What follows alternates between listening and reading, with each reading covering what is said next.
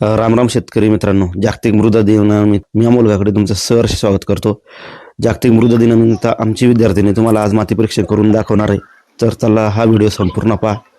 आपण 4 घटक काढणार आहे, पीएच, NPK. तर आता पीएच काढायसाठी 10 cc सॉईल 2 नंबरच्या बॉटलमध्ये विद्यार्थिनीने घेतली. त्याच्यामध्ये pH1 टाकून घेतला आणि आता ते शेक करताय 5 मिनिटासाठी मिक्स करून घ्यायचं. 5 मिनिटं मिक्स झाल्यानंतर एक डिकलरायझरची काळी बॉटल असते समोर जी दिसते, त्याच्यातलं चिमूटभर डिकलरायझर टाकायचं आणि 2 मिनिटं शेक करायचं. 2 मिनिटं शेक झाल्यानंतर अशा प्रकारे ते फिल्टर पेपरच्या साहाय्यानं गाळून घ्यायचं. समोर बघा विद्यार्थ्यांनी तयार केलेलं सोल्युशन गाळून घेत आहे. आता NPK साठी पण सेम प्रोसिजर आहे. 5-5 cc सॉईल घ्यायची आहे आणि N1 25 ml, P1 25 ml आणि K1 25 ml प्रत्येकी आपापल्या बॉटलमध्ये घ्यायचं आहे नंबर 2च्या. मी या ठिकाणी आता 5 cc माती घेतलेली आहे.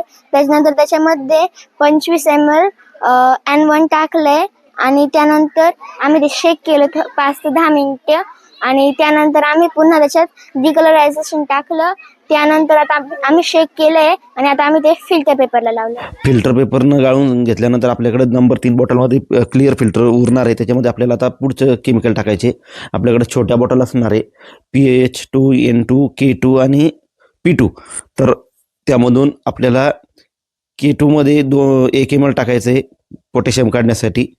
त्याच्यानंतर फॉस्फरस काढण्यासाठी 2 ml टाकायचे, नायट्रोजन काढण्यासाठी 2 ते 3 थेंब आणि pH काढण्यासाठी 2 ते 3 थेंब त्या सोल्युशनमध्ये टाकायचे.